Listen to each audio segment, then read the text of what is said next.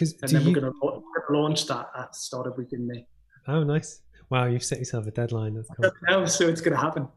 Because, like, do you believe in positive affirmations? Yes. Because totally. one of the things that I don't even know why I did it. I kind of have to. So when I first launched, I created a website, and on the front page of my website, it's still there. I tell people what my business model is, because my big thing is that if people don't understand what you do and how you make money, they don't trust it as much, and they really want to kind of buy into it. And I basically said, look, I launched in November 2019. I was going to launch the consultancy service, which did go well, and I got to the point where I was sold out quite quick, kind of thing. That was good.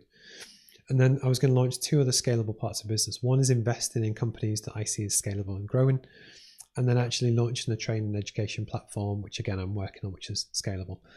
But I never actually had companies out there that I had an eye on. I just put it out in the world in the belief and the hope that it would take off.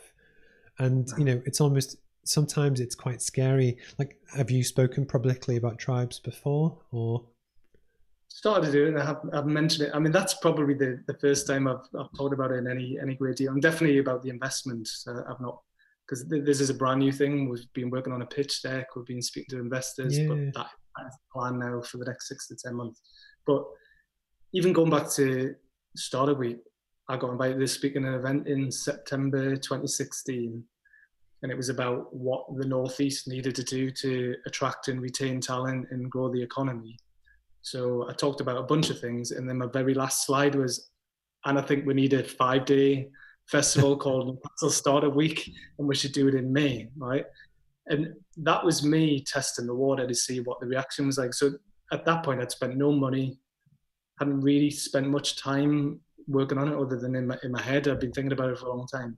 And I got such a positive reaction from people in the room, people coming up saying, oh, that sounds amazing. How do we get involved?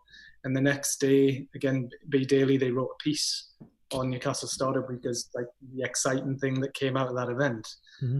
So it was kind of like, well, it's out there now, so I've got to do it.